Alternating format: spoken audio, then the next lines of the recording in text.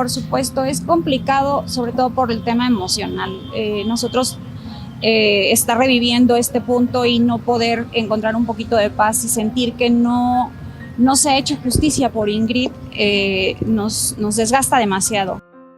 Esta es Ingrid Rubí Aguirre, quien libró una larga batalla para que el depredador que enamoró a su hija y la atrapó en su red como si fuera una presa, recibiera todo el peso de la ley.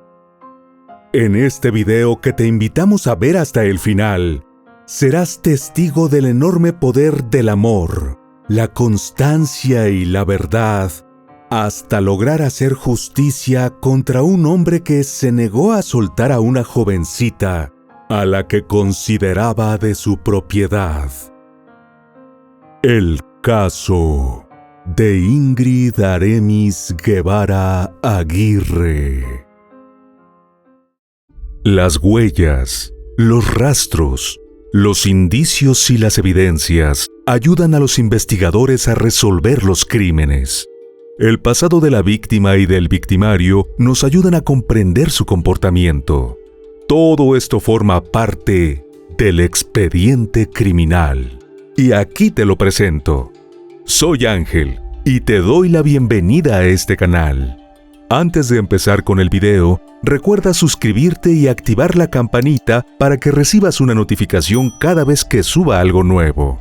Tampoco se te olvide al terminar dejarnos tu me gusta. Sin nada más que agregar, acompáñame a conocer todos los detalles de este expediente criminal. Ingrid Aremis Guevara Aguirre llegó al mundo antes de lo previsto el 3 de junio de 1998 en Jalapa, la capital del estado mexicano de Veracruz. Su madre tenía apenas 19 años y enfrentó una complicación del embarazo conocida como preeclampsia, que aumenta la presión arterial, compromete el flujo de sangre a la placenta y pone en riesgo a la madre y a la criatura.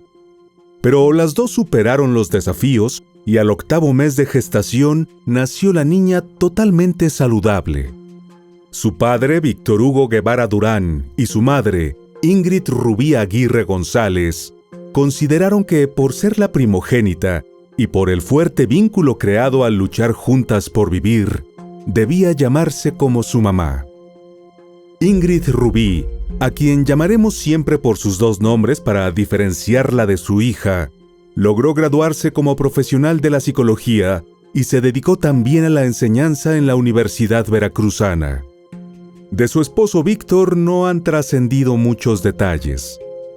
3 años más tarde, la familia se completó con el nacimiento de Andrea y de inmediato Ingrid asumió su rol de hermana mayor para protegerla y apoyarla. La relación entre las dos fue siempre cercana y formaron una alianza indestructible. A la par, la familia, como un todo, tenía fuertes vínculos. De hecho, los 4 integrantes del hogar se autodenominaban cariñosamente Team Geagui, que significa Equipo Guevara Aguirre. Ingrid Rubí compartió en una entrevista años más tarde que siempre había deseado tener 2 hijas y sentía que su anatomía estaba destinada a esa misión, así como tenía 2 manos o 2 piernas. Disfrutó cada momento de sus embarazos y el crecimiento de sus hijas. Recordó que desde pequeña a Ingrid le apasionaban los animales y adoptó a 2 perritos, Cookie y Hermes, quienes se convirtieron en sus fieles compañeros. Sin embargo, al culminar la secundaria y preparatoria, Ingrid se vio obligada a tomar decisiones necesarias para su proceso de crecimiento y que también eran difíciles, pues implicaba separarse temporalmente de su hogar y de sus amadas mascotas para poder ir a forjarse su propio camino en la universidad. La elección de una carrera universitaria era mucho más que una simple decisión para la jovencita y su familia. Representaba la culminación de años de conversaciones acerca de los pros y los contras de una vida independiente a temprana edad. También hubo negociaciones sobre las estrictas reglas que los padres planteaban, hasta que llegaron a acuerdos que Ingrid estaba dispuesta a cumplir en esta nueva etapa de su vida.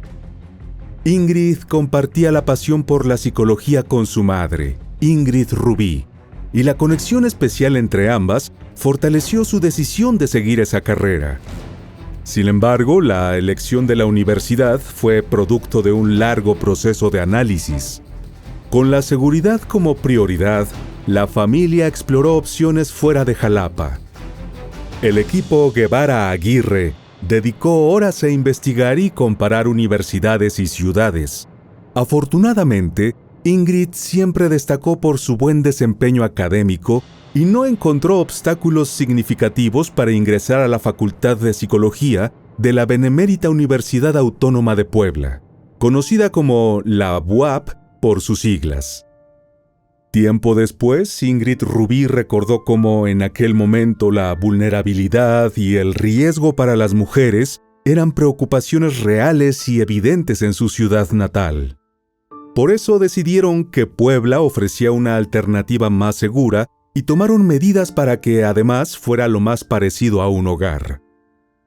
Juntos buscaron el lugar más seguro y cercano a la universidad para que Ingrid pudiera establecerse.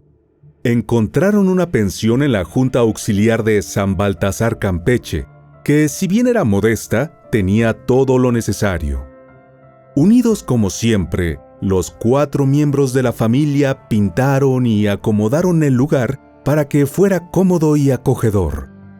Con el corazón lleno de esperanza y la certeza de haber tomado la mejor decisión, Ingrid Rubí y Víctor dejaron a su hija mayor en Puebla, lista para iniciar una nueva fase de su vida. Además, Ingrid sería la pionera, pues en un par de años su hermana Andrea culminaría la preparatoria y probablemente iría a estudiar en Puebla siguiendo sus pasos.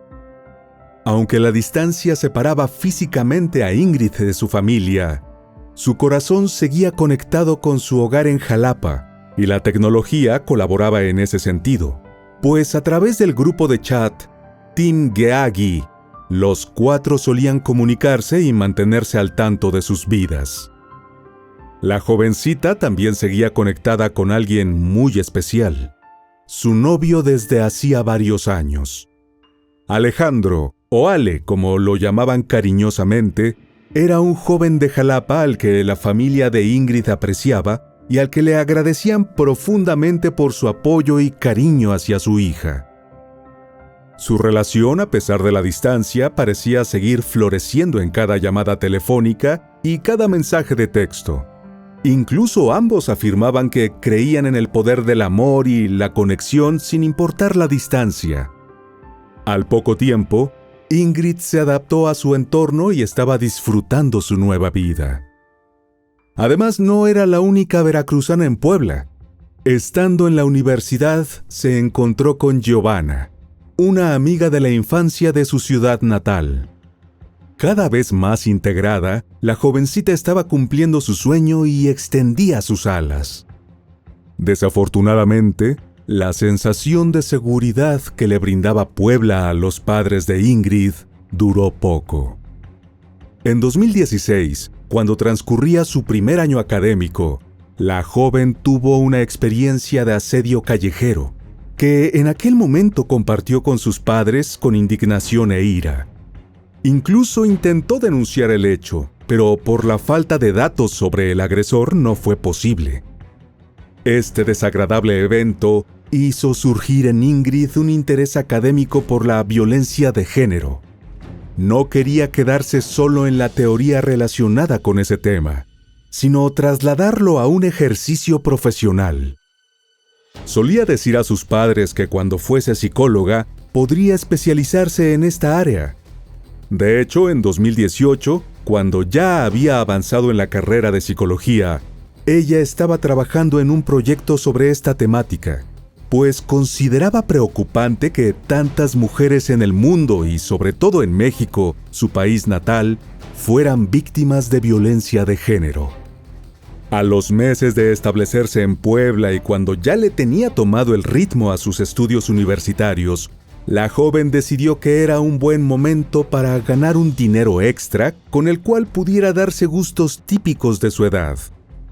Empezó a trabajar como relacionista pública o promotora de bares, pero lo hizo sin la autorización de sus padres, que preferían que ella dedicara todo su tiempo a los estudios. Pese a que algunos comentaron que lo del empleo fue un simple acto de rebeldía, realmente Ingrid había conversado con algunas personas cercanas acerca de su necesidad de conocer sus capacidades y límites, como parte de su proceso de crecimiento.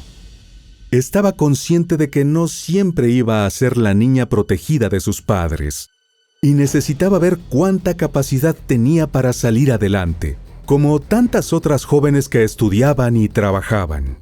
Por eso en ningún momento descuidó sus asignaciones académicas y seguía siendo una buena alumna.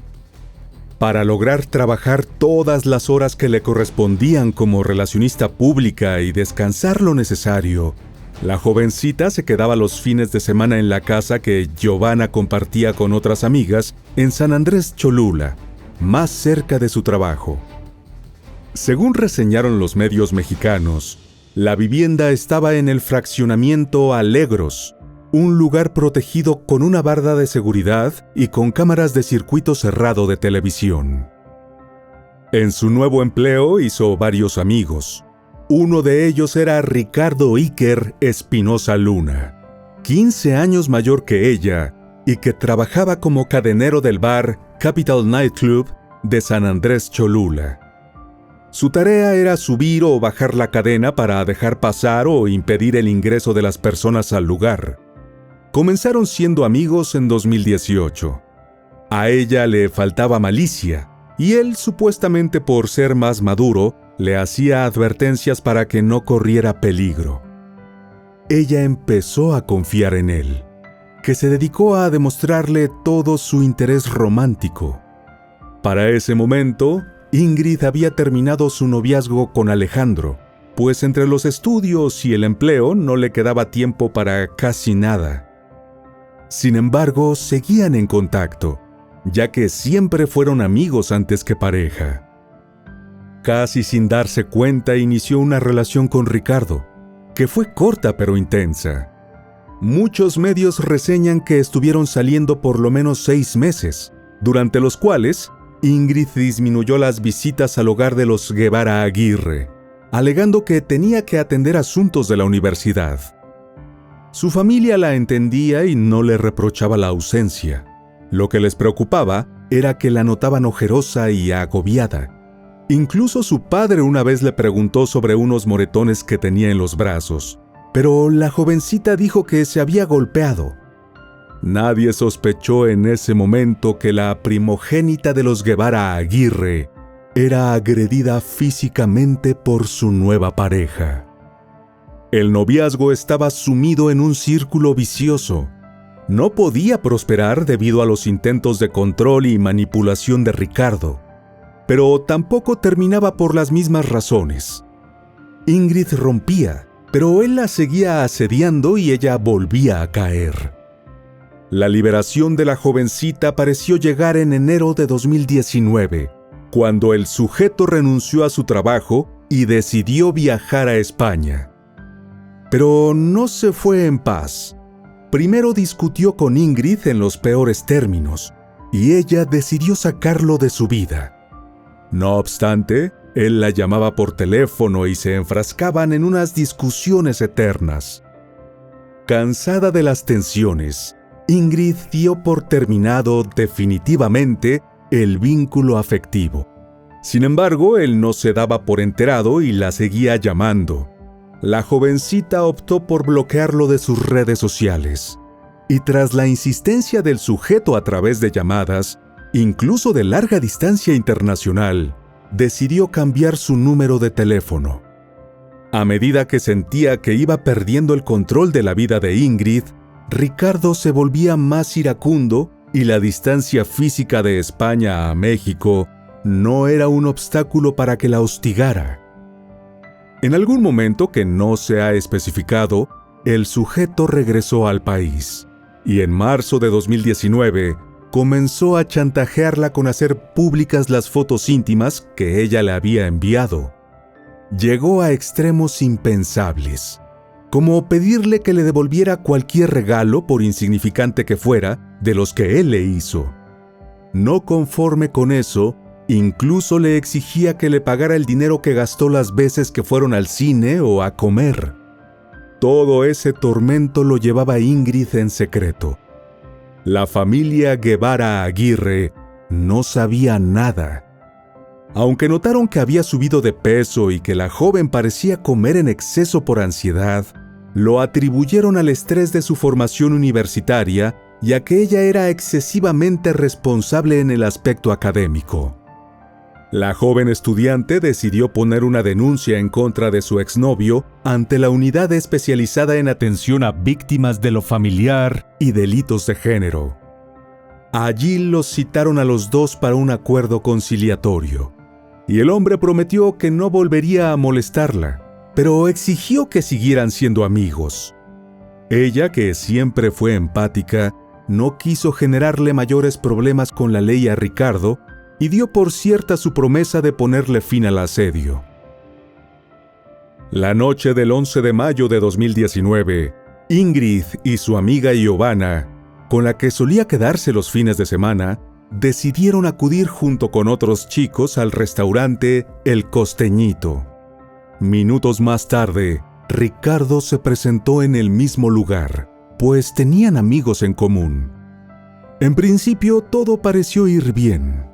Siguieron disfrutando y cuando cayó la madrugada del 12 de mayo, el grupo optó por trasladarse al sitio nocturno Capital Nightclub de San Andrés Cholula, donde Ingrid y Ricardo se conocieron, ya que ambos trabajaron allí. La fiesta parecía muy divertida y todos reían entre sí. Ingrid era muy sociable y espontánea, algo que para Ricardo resultaba insoportable, pues la seguía considerando una propiedad suya. Aquellos que lo conocían lo describieron como alguien posesivo. Según el relato de quienes estuvieron presentes esa madrugada, de un momento a otro las tensiones entre la chica y su exnovio escalaron, porque el sujeto estaba fuera de control. Todos vieron cómo Ricardo tomaba a Ingrid de un brazo para que no se alejara de él. La jovencita tuvo que pedir ayuda al guardia de seguridad del local, que era su amigo, para que obligara a Ricardo a abandonar el lugar. Por fortuna solo fue un breve mal rato, y el grupo siguió la fiesta durante esa madrugada. A la mañana siguiente, con la energía que da la juventud, todos querían seguir la parranda, pero Ingrid dijo que estaba cansada. Sus amigos la llevaron a la casa de Giovanna en el fraccionamiento Alegros para que pudiera descansar. Se despidió en medio de chistes y risas y abrió el primer portón que daba acceso al conjunto, tal como quedó grabado en las cámaras de seguridad del lugar. Eran aproximadamente las 6:20 de la mañana cuando Ingrid traspasó la puerta externa del fraccionamiento, y su sorpresa fue enorme cuando vio a Ricardo, totalmente ebrio, recostado en el auto de su amiga Giovanna.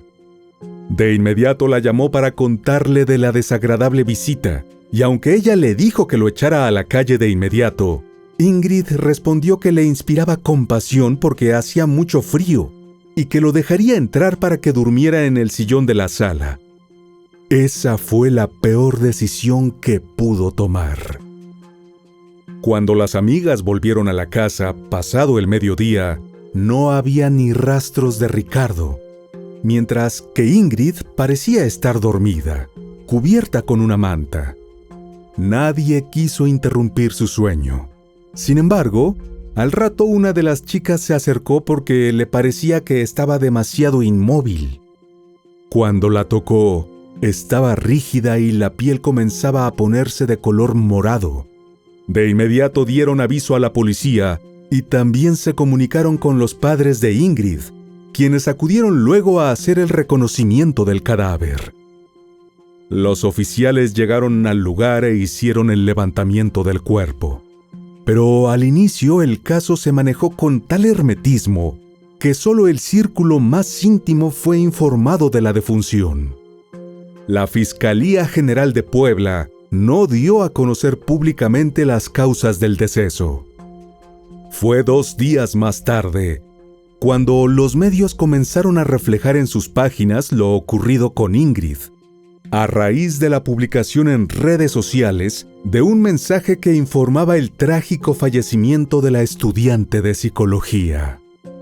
Alfonso Esparza, el rector de la Benemérita Universidad Autónoma de Puebla, utilizó sus redes sociales para lamentar la pérdida de la estudiante. De tal manera, no solo confirmó el crimen, sino que también exigió el esclarecimiento de las causas que originaron el fallecimiento de Ingrid. Añadió que se mantendrían alertas para que al responsable se le aplicara todo el peso de la ley y que la UAP colaboraría con las autoridades suministrando toda la información requerida.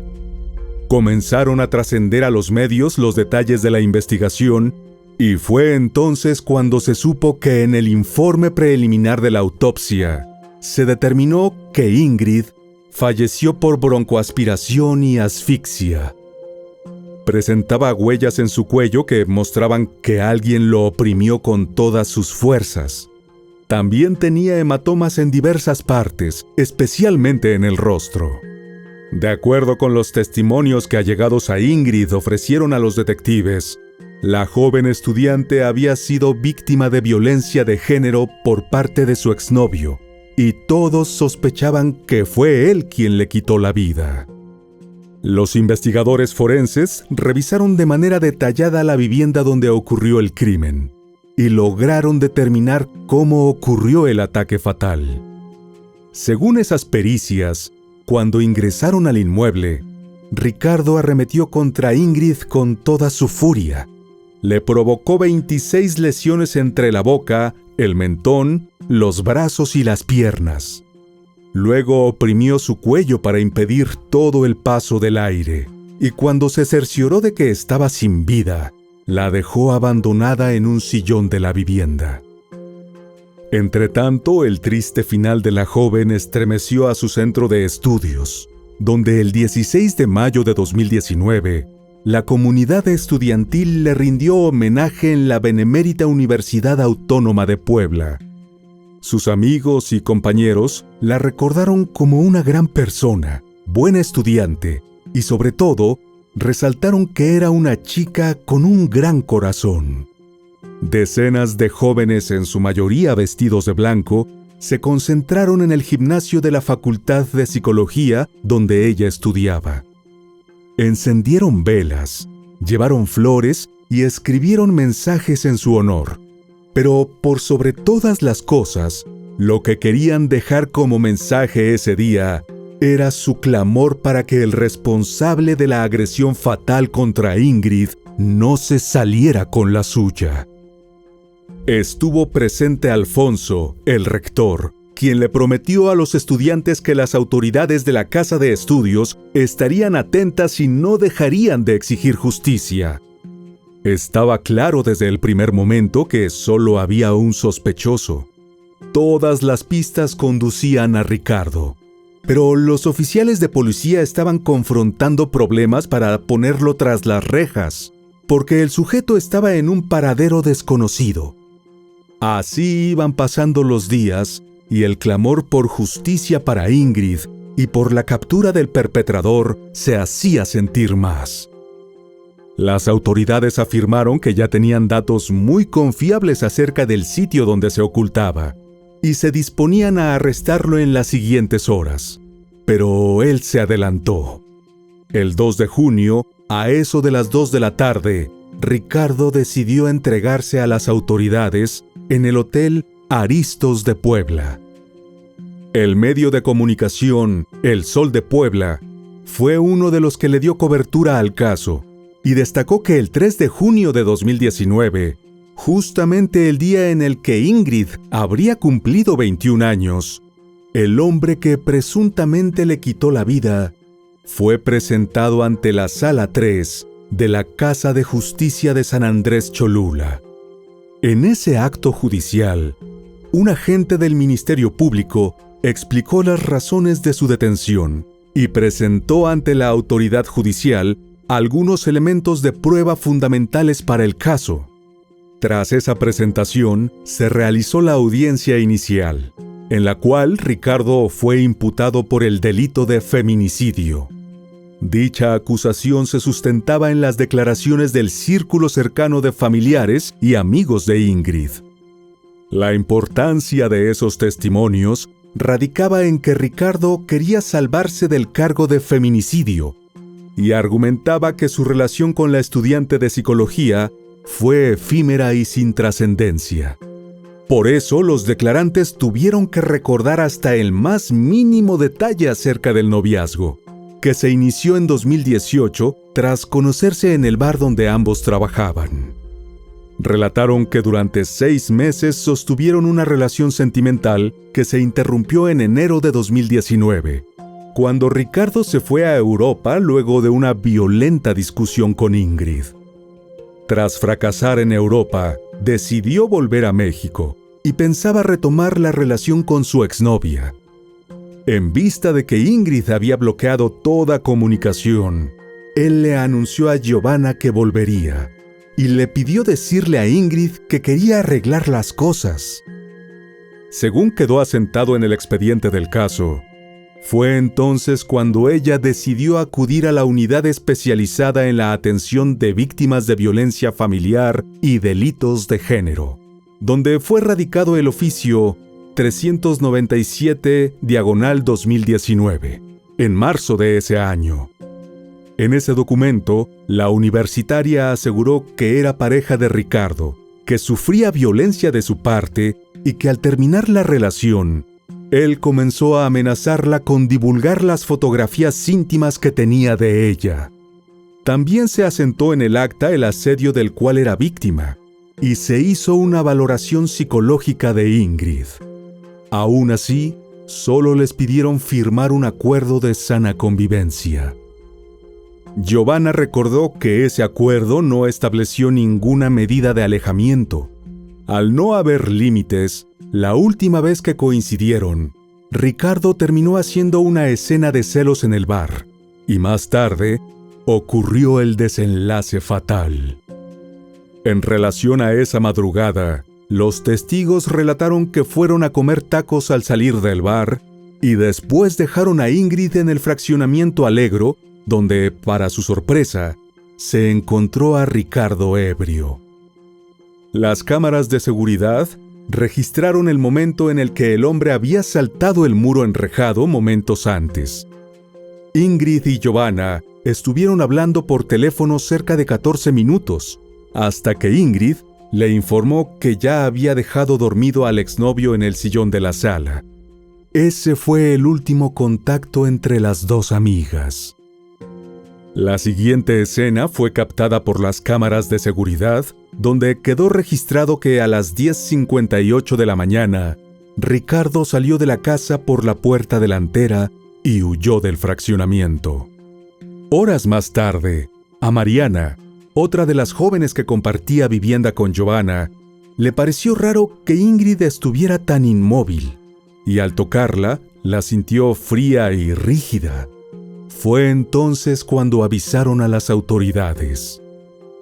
Tras todo lo que fue explicado en el tribunal, el juez de control decidió que Ricardo debía permanecer tras las rejas hasta que se realizara una segunda audiencia, en donde el magistrado determinaría si los antecedentes de violencia y demás evidencias eran suficientes para vincularlo a proceso. La segunda audiencia en el juzgado de control se llevó a cabo el 7 de junio de 2019. Ese día Ricardo decidió declarar y dar su versión sobre lo ocurrido en las horas previas al fallecimiento de la universitaria. Negó rotundamente haber sido el autor del ataque fatal y afirmó que cuando él salió de la casa, ella seguía viva. Según él, la razón por la que brincó la barda del fraccionamiento Alegro, donde sabía que Ingrid dormía los fines de semana, fue porque ella le mandó un mensaje invitándolo a comer unos tacos. También aseguró que era Ingrid quien lo buscaba frecuentemente, y que la madrugada del 12 de mayo no fue la excepción. Su historia continuó con una supuesta plática amistosa, en la cual la chica le habría dicho que los dos estaban muy locos. Luego comenzó a abrazarlo y besarlo, y terminaron, según él, en un acto sexual. Sin embargo, en la autopsia realizada al cuerpo, no había nada que indicara que Ingrid tuvo intimidad en las horas previas. El hombre y su abogado pretendían hacer ver que en realidad nunca sostuvo una relación amorosa formal con Ingrid, y con ese motivo habían llevado a 2 testigos que supuestamente confirmarían que entre él y la estudiante universitaria lo que había era sexo casual. Pero el juez de control señaló que solo admitiría la versión de Ricardo como único medio de prueba, ya que los supuestos testimonios no fueron presentados de forma correcta por la defensa. Y pese a los esfuerzos del acusado y su abogado por convencerlo de la inocencia, el magistrado terminó por vincular a proceso a Ricardo por el feminicidio de Ingrid, por lo cual debería permanecer en prisión. Para esa decisión tomó en cuenta los elementos de prueba presentados por la Fiscalía General del Estado, con las grabaciones de las cámaras de seguridad que demostraban que él fue el único que estuvo con la estudiante de psicología antes de ser hallada sin vida. El juez concedió al Ministerio Público 6 meses como plazo de cierre de investigación, para que tanto la defensa de Ricardo como la Fiscalía General del Estado reunieran y presentaran el material probatorio para el proceso judicial. Los medios resaltaron en sus reseñas que además de revictimizar a Ingrid, el acusado no pudo presentar nada creíble que lo exculpara de los hechos. Se comenzó a hablar del posible castigo que recibiría en caso de ser declarado culpable. Se estimaba que podría pasar hasta 60 años en prisión, según el Código Penal para el Estado de Puebla. El proceso judicial representó un largo y tortuoso camino para la familia de Ingrid, que decidió hablar con los medios de comunicación por primera vez en el 2020, cuando había transcurrido un año del ataque que les arrebató a la primogénita. Su madre, Ingrid Rubí, decidió no solo mostrar su dolor y el enorme agotamiento emocional que representaba semejante pérdida, para la que ningunos padres están preparados. También quiso poner de relieve la preocupante realidad de los feminicidios en México, que enlutan a hogares en todas las clases sociales, pues ese tipo de violencia no discrimina. Una vez que rompió el silencio, la madre decidió exponer todo el proceso vivido, que implicaba incluso sentir miedo, pues pensaban que el hombre que fue capaz de arrebatarle la vida a Ingrid también podía arremeter contra ellos, y nadie los estaba protegiendo. Los representantes de los medios que estuvieron en esa primera declaración de Ingrid Rubí también tuvieron que escuchar cuestionamientos a su labor.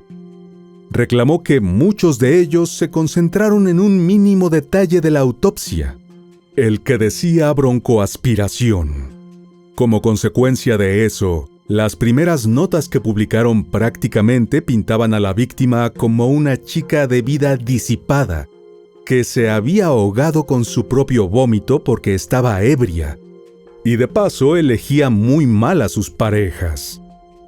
Reveló entonces que antes de mudarse a Puebla, Ingrid apenas tuvo un novio, y esa relación duró años. Y precisamente esa inexperiencia amorosa fue la que la llevó a caer en manos de un manipulador por excelencia. Pero los medios no indagaron en eso, así como no buscaron datos de su vida universitaria. Todo eso se los reprochó educadamente y en palabras correctas la psicóloga, quien recordó que su hija era una persona tan querida que en el funeral donde la velaron prácticamente no cabían más personas, porque todos querían rendirle homenaje. La madre también organizó un foro virtual con el propósito de prevenir y denunciar para que los casos como el de su hija no se repitieran. En el foro con el nombre Alto al Feminicidio, participaron expertos en violencia de género de diversas universidades, incluida la propia Ingrid Rubí, por su experiencia profesional y por el doloroso drama familiar que estaba atravesando. Luego de ese contacto hubo un largo periodo de silencio en todos los sentidos. La familia no hablaba y las autoridades tampoco. Finalmente, eso cambió el jueves 8 de abril de 2021, cuando se habían cumplido más de 2 años del crimen. Fue entonces cuando se llevó a cabo la audiencia intermedia del caso. Nuevamente Ingrid Rubí habló con los medios y explicó que en la audiencia intermedia se presentaron las pruebas, tanto de la parte acusadora como de la defensa del imputado. Detalló que el objetivo era excluir las pruebas que ambas partes consideraban que no debían llegar a juicio.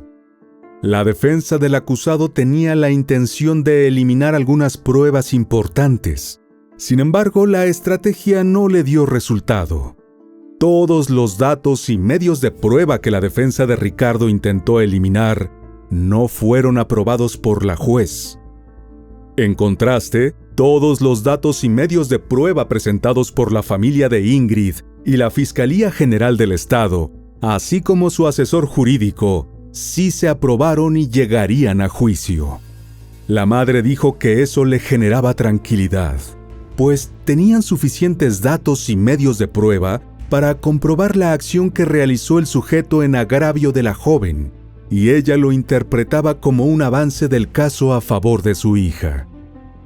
Aunque para el momento no había fecha para la siguiente audiencia, sí se dictó la apertura a juicio, por lo que la familia de Ingrid estaba a la espera para que se dictara sentencia por el delito de feminicidio, que el acusado había tratado de evadir a toda costa, negando el vínculo.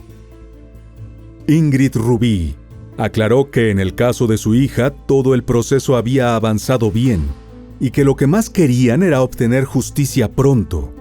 También dijo que su familia se sintió acompañada y agradeció el respaldo de la universidad, de las autoridades y de los colectivos de mujeres que les tendieron la mano en el proceso. En esa oportunidad, insistió en que se difundiera la verdad de lo ocurrido, pues señaló que algunos medios insistían en difundir notas amarillistas con las cuales revictimizaban a su hija y daban por cierta la versión de Ricardo. En marzo de 2023, a casi 4 años de distancia de los hechos, cuando se esperaba que se pudiera dictar sentencia, el juez a cargo del caso pospuso la audiencia en la que se daría inicio al juicio oral. La razón de esa decisión fue que Ricardo, quien se encontraba recluido en el penal de San Miguel, nuevamente recurrió a la táctica de demorar el proceso con una notificación del cambio de su defensa, lo que ya había hecho anteriormente. Sin embargo, Ingrid Rubí manifestó su confianza en que, pese a todas las tácticas dilatorias del acusado, el caso se resolvería a favor de su hija en la Casa de Justicia de Puebla. Estamos cerca de cumplir 4 años de ese lamentable suceso y sí, se está dilando demasiado, pero pues estamos conscientes también que son procesos y pues hay que continuar esperando con toda la paciencia porque estamos seguros que se va a hacer justicia. Julio César Cuautle, abogado de la familia de Ingrid, explicó que ya habían transitado por la etapa de audiencia inicial e intermedia, y pronto se llevaría a cabo una audiencia para iniciar la etapa de juicio oral. Esa fue precisamente la que se suspendió por un nuevo movimiento legal de Ricardo.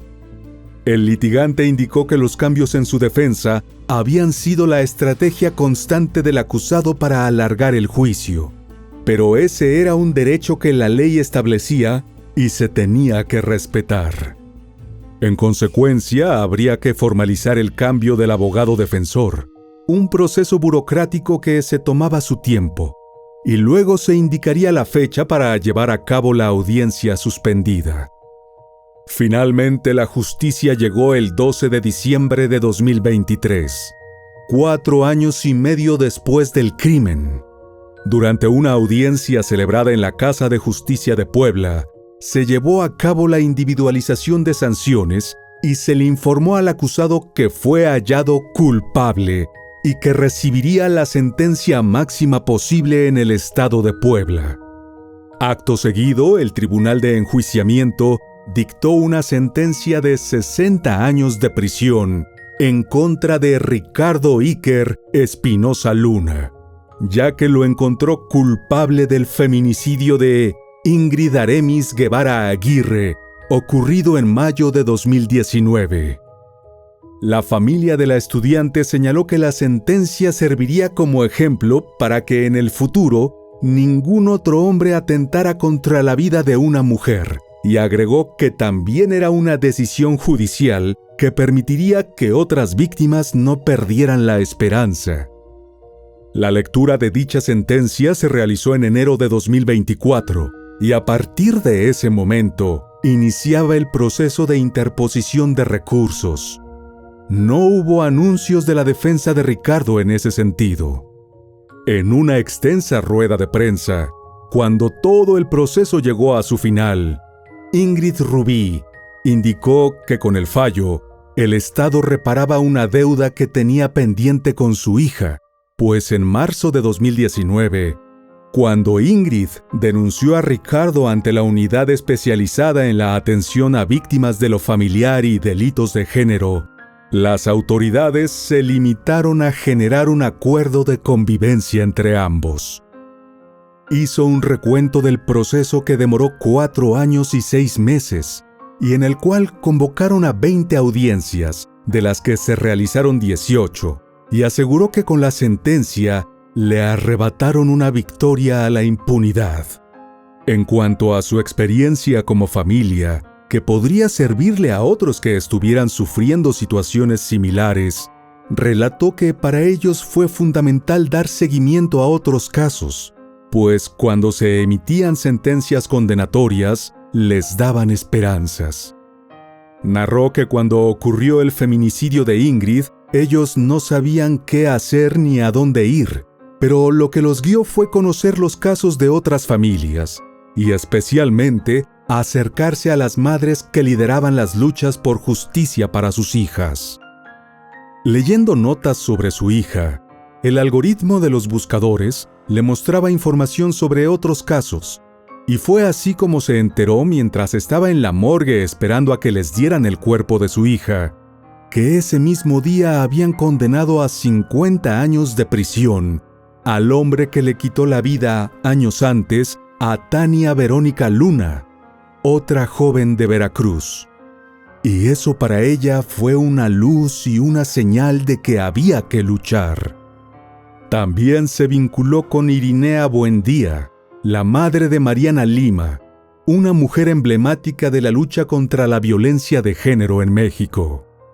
Resaltó la importancia del trabajo de cada madre y de cada organización, y señaló que gracias a esos casos que iba estudiando para entender el proceso que su familia estaba transitando, se fue acercando a las asociaciones y a las colectivas. Realzó con gratitud el acompañamiento del Observatorio Nacional Ciudadano contra el Feminicidio y del Colectivo de Madres que Luchan, el Instituto de Derechos Humanos de Ignacio Ellacuría en Puebla y la colectiva digital denominada Yo Podría Ser Tu Hija, que colaboró con la difusión de todo el proceso. Tras 5 años de ausencia de la primogénita, el equipo Guevara Aguirre, reducido a 3 miembros, ha tenido que hacer ajustes de todo tipo en sus dinámicas. Si bien les alivia saber que el perpetrador pasará el resto de su vida tras las rejas, la realidad es que ningún resultado jurídico ni penal va a traerles de vuelta a Ingrid. Los allegados han admitido que en su casa todavía hay una sensación de espera, aunque en el fondo de su corazón saben que no llegará. Su madre siempre recuerda que a pesar de su seriedad y formalidad, la joven tenía una parte de su alma de niña y mostraba fascinación por el mundo mágico de las hadas y los unicornios. una faceta infantil y tierna de su personalidad que contrastaba con su apariencia externa de joven segura y académica. Como parte de su legado, Ingrid dejó a cargo de la familia a Cookie y Hermes, las dos mascotas que siempre fueron su adoración, y que para los Guevara Aguirre representan una parte viva de la joven y de su amor por los animales. Desde la partida de Ingrid, Cookie ha estado más cerca que nunca de la habitación que solía ser de su dueña, aunque según relató Ingrid Rubí, ya no se sube a la cama como solía hacer cuando estaban juntos. La madre comentó que la habitación de Ingrid permanece casi intacta, como si fuera un santuario dedicado a su memoria. Es un lugar donde la familia la siente presente, donde sus libros están en su lugar y todo está ordenado tal como a ella le gustaba. Incluso Ingrid Rubí admitió que a veces le pide prestada alguna prenda, solo para devolverla después y dejarla en su lugar original, como si su hija aún estuviera con ellos, compartiendo su espacio y sus cosas. Ingrid Rubí dijo que le consolaba pensar que el día que ella dejara el plano terrenal, su hija estaría esperándola.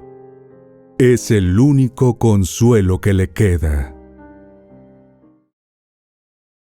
Y bueno, querido oyente, hasta aquí el caso de hoy. Te espero en otra entrega para que juntos analicemos todos los detalles de los más terribles crímenes de la historia. Nos vemos hasta el otro expediente criminal. ¡Adiós!